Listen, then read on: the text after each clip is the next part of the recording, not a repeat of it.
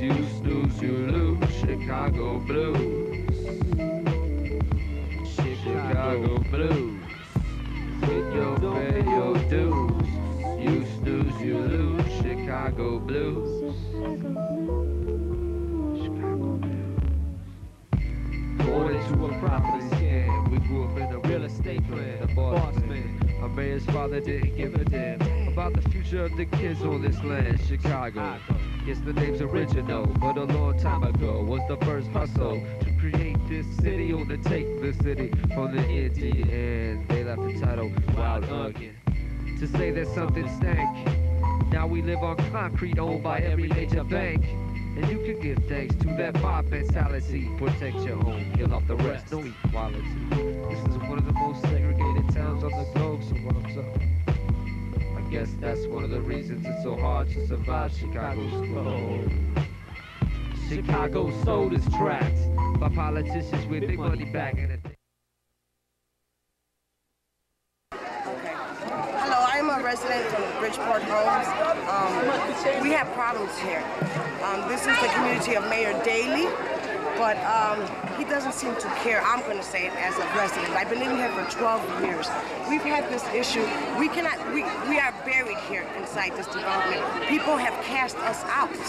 We cannot go over there by the Italians. We cannot go over there because they say that we're poor and we cannot communicate with the outside world. They find us here inside this one little community, and they reject us, and they say that we're nobody. The cops, we caught the cops. I myself was Lieutenant Patrol several years ago, but I got out of Lieutenant Patrol because we were giving the cops the information that they needed. But they were saying, oh no, we would call them and they would say, oh, you people are ground zero, you're nothing. They would give us no hope.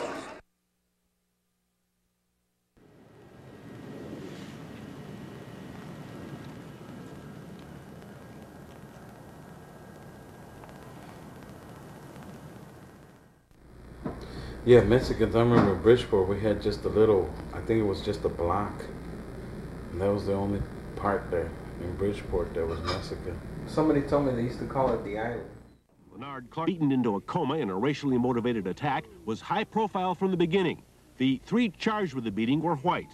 No justice, no peace. And the attack occurred in Bridgeport, a neighborhood where relations between white and black have historically been imperfect.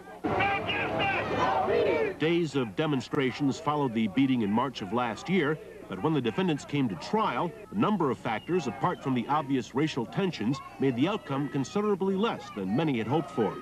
The case was extremely difficult. One individual who was a witness and may well have been able to present some relevant evidence has been missing. It's not been found. One person was killed. Another individual took the stand at trial and then did not recall and was not able to testify or did not testify. So that all of these things put great pressure on the judge and to try and make a decision and to come forward with overseeing a case that the jury ultimately decided. Did you ever used to hear of any, I mean, I'm sure you've heard of stuff. I mean...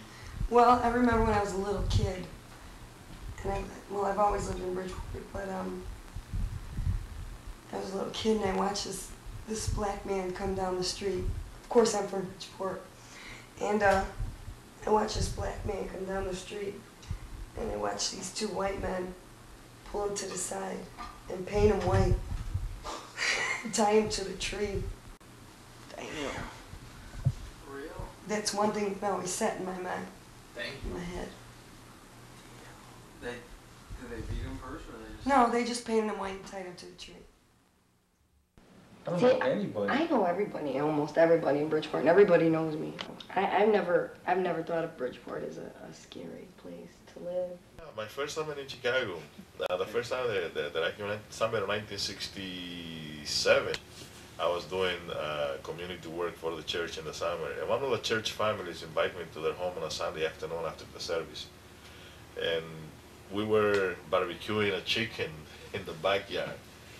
And I noticed that all of a sudden, before the chicken was done, he turned the grill off, wrapped the chicken in aluminum foil, and said, Jose, actually we decided that we're going to go and do this at the lakefront instead.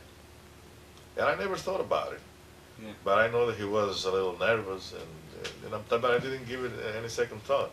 And it wasn't until about 10 years later that he told me, you remember when the first time that you came to Chicago, you know, and I said, yeah. He said, you were at my house in Bridgeport?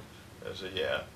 I said, well, you know, you never knew the reason why we had to leave the house and go to the lakefront. And I said, I never even thought about it. And he said, well, what happened was that I began to get phone calls. I don't know how the neighbors got my number, but they told me, if you don't get the nigger out of the house, out of your house, we're going to burn it down. So I have experienced some tensions and difficulties more openly here in Chicago than I ever did living in the South.